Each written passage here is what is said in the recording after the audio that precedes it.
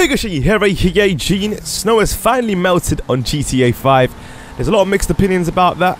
Of course, being forced to play under these conditions can get a bit stale with no variety. However, having it as an option, I certainly do agree it will be absolutely awesome, especially when the skill gap does increase with these conditions, when there's hardly any traction whatsoever, and the cars do tend to respond more to any sort of mistake you make.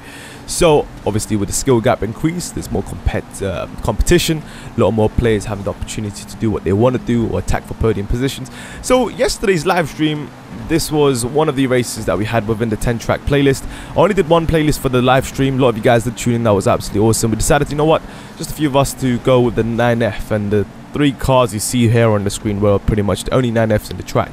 So this is Cheetah Grand Prix, yet again another awesome battle here.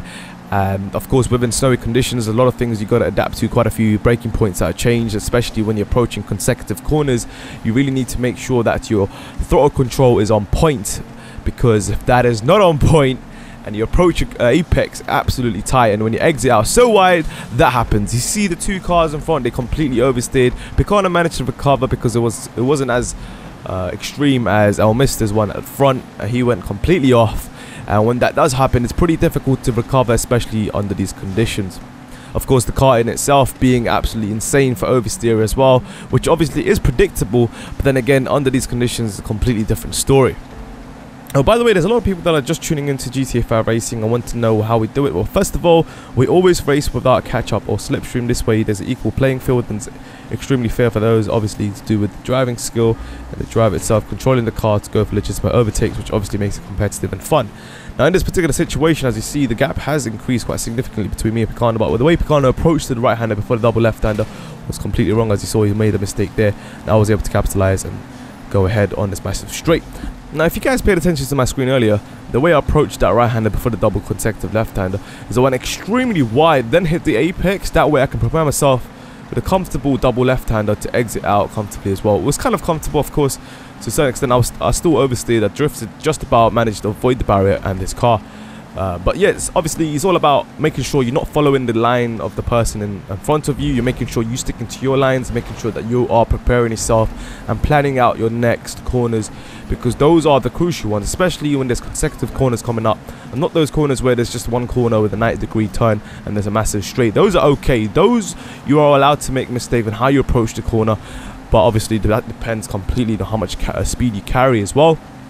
But when there's consecutive corners, it's important that you always plan it out before they even come up in the first place. So what you saw there, Picana here again oversteers, and it's all about throttle control in this particular section of the track, where it's sort of, you know, just constant corners and flowy corners, so you can carry a lot of speed, but to be able to do that and optimize that, it all comes down to how well you can control that throttle, because one little mistake can easily make you slide about and oversteer, man, and that's it, you're screwed. But we're approaching second to last lap, I believe. And this is where, you know, I had a comfortable lead, alright? I had a comfortable lead, but it's not over yet, because anything can happen, especially under these conditions, where a slight little mistake with the braking can easily close the gap up, right? So, right here, second to last lap, the way I approached this corner, right, I did similar to how Picana did it beforehand, but I did let go of the throttle completely before the double left-hander to make sure that I'm carrying the right amount of speed. I'm making sure I'm not losing too much or making sure I'm not carrying too much, but just the perfect amount to make sure I'm within the track limits and not going off too wide and understeering into the barrier or whatnot.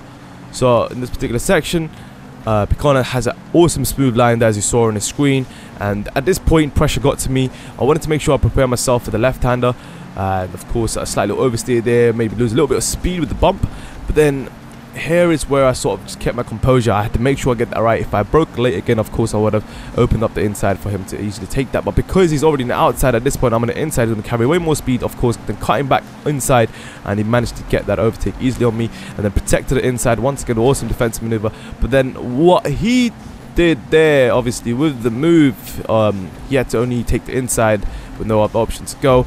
Then this way, he had way more of a difficult task than me, of course, when approaching the corner wide and having to use an insane amount of throttle control, where I had to also do the same as well to make sure I'm not hitting his car. That sort of execution there, what you saw, was back and forth action with the overtakes, was absolutely insane. I've never witnessed anything like that. And it turned out to be some sort of Tokyo drift, man, between Picano and me, just drifting past each other making sure we did not touch each other a single time throughout this entire battle, which was awesome. Only times we actually touched each other was on a straight, when one was carrying more speed over the other after the hairpin. But other than that, it was a pretty smooth battle. But then again, people, when things like this happen, when the sheer beauty of GTA racing, it always has to, you know, end up like this. Really? Like, you know, but, yep. Higashi here, aka Gene, what's going on, everybody?